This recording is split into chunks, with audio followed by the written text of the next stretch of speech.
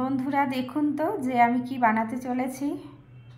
কিছু কি গেস করতে পারছেন যে কি বানাতে চলেছি? এটা হচ্ছে কিউব করে রাখা পেঁয়াজের টুকরো, কিউব করে রাখা এটা পনিরের টুকরো, কিউব করে রাখা হচ্ছে এটা ক্যাপসিকাম, এটা আদার টুকরো, আদাটা আমি কুচি করতে পারিনি ঠিক মতো, আর আছে এখানে রসুনের কুচি করে রেখেছি। এটা একটা প্রিপারেশন হবে, একটা রেসিপি হবে, আর এটা একটা রেসিপি হবে। এটা হচ্ছে গাজরের কুচি করা আছে, মানে বিনস আছে, আর হচ্ছে কিশমিশ।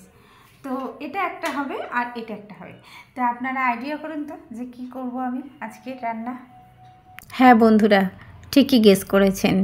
আজকে আমি রান্না করব ফ্রাইড রাইস, চিলি পনির।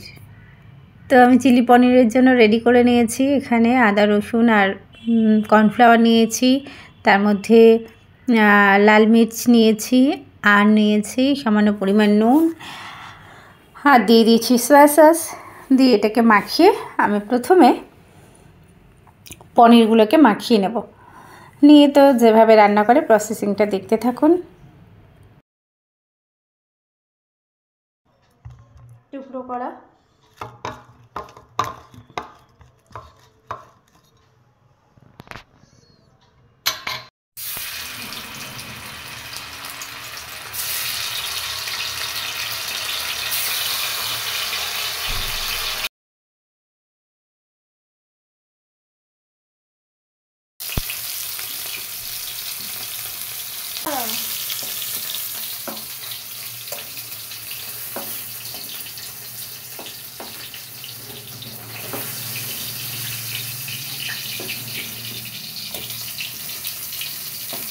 মাছটা পনির হবে তখন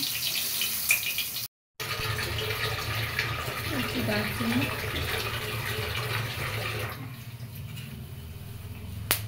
টাকা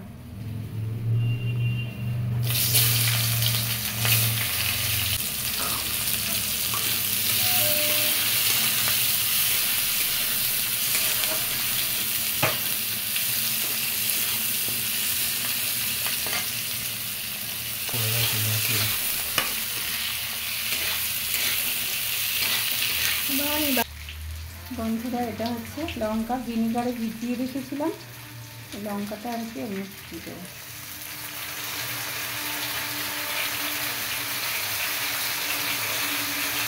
আমরা একটু বেশি লঙ্কা খাই, তার জন্য একটু বেশি করে দিলাম।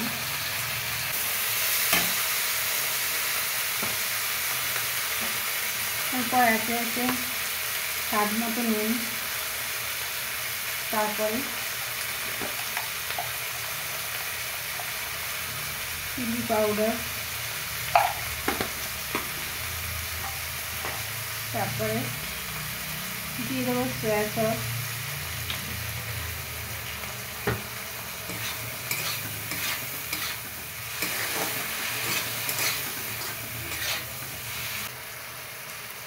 দিয়ে দেবো, দিয়ে দিলাম টমেটো ছড়িয়েছে,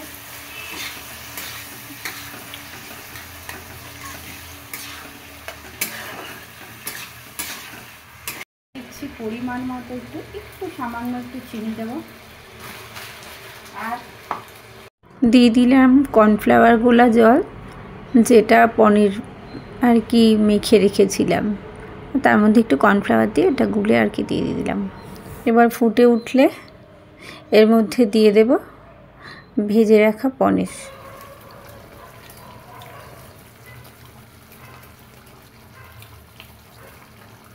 লাগবে না,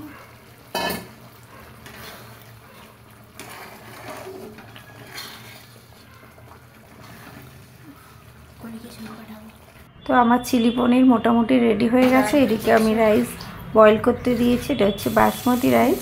এদিকে কড়াতে ঘি, গরম মশলা দিয়ে, তেজপাতা দিয়ে আমি সবজিগুলোকে দিয়ে নাড়াচাড়া করে ভাজা ভাজা করে এই যে কিশমিশটাকেও দিয়ে দিয়েছি। দেওয়ার পর এর মধ্যে আমি রাইসটাকে, বয়েল করা রাইসটাকে দিয়ে দেবো। তার মধ্যে নুন চিনি পরিমাণ মতো, আর স্বাদ মতো চিনি আর কি, ওটা দিতে হবে। দেওয়ার পর নাড়াচাড়া করে কিছুক্ষণ ঢাকা দিয়ে রাখলেই আমার রেডি হয়ে যাবে। ফ্রাইড রাইস রেডি আর চিলি চিকেনও রেডি। তো বন্ধুরা, আমার এই রেসিপিটা কেমন লেগেছে জানাবেন অতি অবশ্যই। টাটা।